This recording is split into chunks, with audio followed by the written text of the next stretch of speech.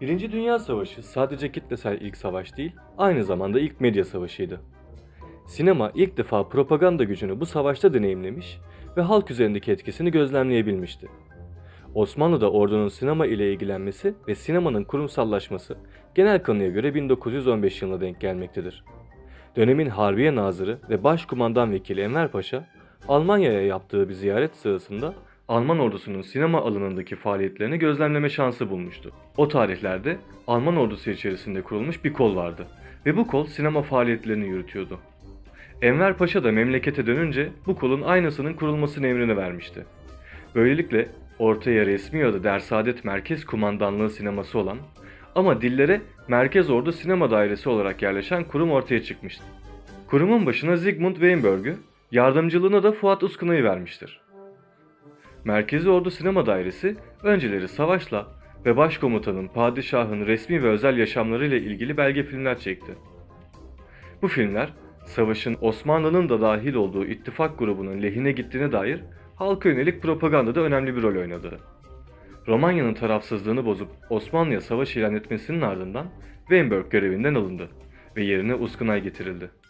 Merkezi Ordu Sinema Dairesi'nin kuruluşundan bir süre sonra Müze-i Askeri'nin bir bölümü sinema salonuna çevrilmiş ve bu filmler burada gösterilmiştir. Ancak genel kanının aksine Şubat 1914 yılında Müze-i Askeri'nin içerisinde zaten bir sinema salonu açılmıştı. Mart 1914'te ise İttihat ve Terakki Partisi'nin yayın organı olan Tanin gazetesinde çıkan haberde ordu tarafından film çekilmesine ve gösterilmesine karar verildiği bildirilir. Bunlar Merkez Ordu Sinema Dairesi'nin o sırada kurulduğunu kesin olarak göstermez. Ama ordunun sinemaya ilgisinin başladığını ve belki de Merkezi Ordu Sinema Dairesi'nin kurulmuş olabileceğini gösterir. Buna göre ordunun sinemayla kurumsal düzeyde ilgilenmesi 1. Dünya Savaşı'ndan öncesine dayanır. Her ne kadar hakim görüş 1915-16 yıllarında kurulduğuna dair olsa da bugüne kadar bu konuyla alakalı somut bir kanıt gösterilememiştir. Merkezi Ordu Sinema Dairesi'nin yanı sıra faaliyet gösteren bir diğer kurum Müdafaa-i Milliye Cemiyeti'ydi. Bu cemiyet Balkan Savaşları sırasında İttihat ve Terakki Cemiyeti'nin ön ayak olması sayesinde 1913 yılında kurulmuştu.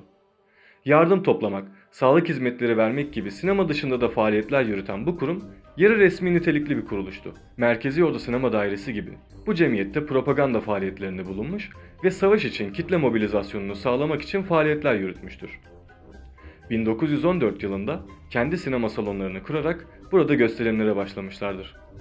Nisan 1915'te İttihat ve Terakki Cemiyeti ile Şam'da bir sinema şubesi açma girişimleri ise sonuçsuz kalır. Müdafaa-i Milliye Cemiyeti'nin Türk sineması adına attığı en önemli adım ise 1917 yılında ilk kurmaca filmin yapımcılığını üstlenmiş olmalarıdır. Savaşın ardından 30 Ekim 1918'de imzalanan Mondros Mütarekesi ile Merkezi Ordu Sinema Dairesi'nin ve Müdafaa-i Milliye Cemiyeti'nin elinde bulunan sinema araçları tehlikeye girmişti.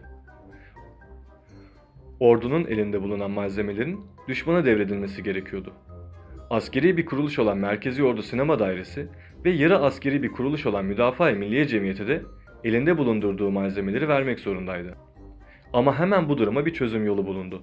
Bu kurumların elinde bulunan araç ve gereçler Kasım 1919'da Malule Niguzata Askeriye Muavenet Heyeti'ne yani Malül Gaziler Cemiyeti'ne devredildi ve böylelikle sinema araçları korunmuş oldu.